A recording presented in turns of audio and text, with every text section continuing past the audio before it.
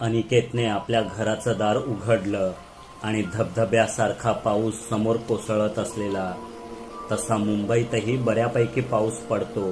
26 जुलै कोणाच्या लक्षात नाही, पण इथला पाऊस काही औरच होता. त्याला संततधार, रिमझिम वगैरे शब्द माहीतच नव्हते. तो थेट कोसळायचा. मुसळधार विशेषणही थिट पडेल असा कोसळायचा. शिवाय एकदा का सुरुवात केली की दिवसेंदिवस कोसळायचा. कधी कधी तर चक्क आठवडाभर. मध्ये उसंतच घ्यायचा नाही. अनिकेत 2 दिवस घरीच थांबलेला, पण आता आणखी थांबणं शक्य नव्हतं. तो इथून 1.5-2 किलोमीटर दूर असलेल्या खेड्यात शिक्षक म्हणून काम करायचा. सरकारी शाळा होती, मोजून 23 मुलं. तिथून दशदिशांना जवळपास 50 मैल परिसरात दुसरी शाळाच नव्हती. खाजगी शाळा तिथेच उभ्या राहतात जिथे पैसे कमावण्याची संधी असते. अशा रानावनात कोण हजारो लाखो रुपयांची फी भरणार?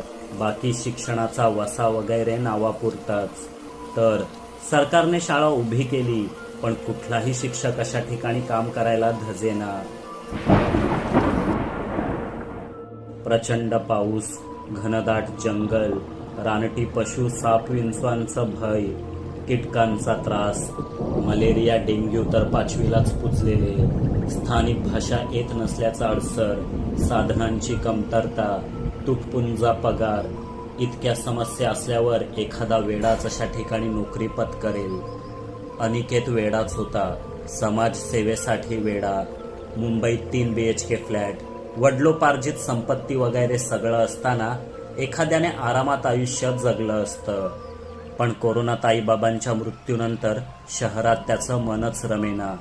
तोच फ्लॅट दरमहा 70,000 रुपये भाड्याने देऊन अनिकेत आत्मशांतीच्या शोधात इथे निघून आला.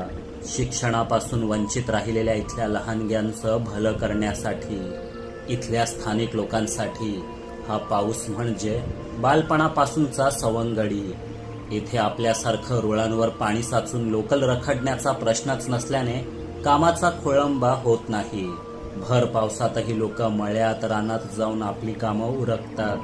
मुले मागील 2-3 दिवसांपासून रोज बांबूपासून उभारलेल्या टुमदार शाळेत येऊन आपली वाट पाहत असतील याची अनिकेतला खात्री होती. म्हणून तो छत्री सावरत भर पावसात निघाला.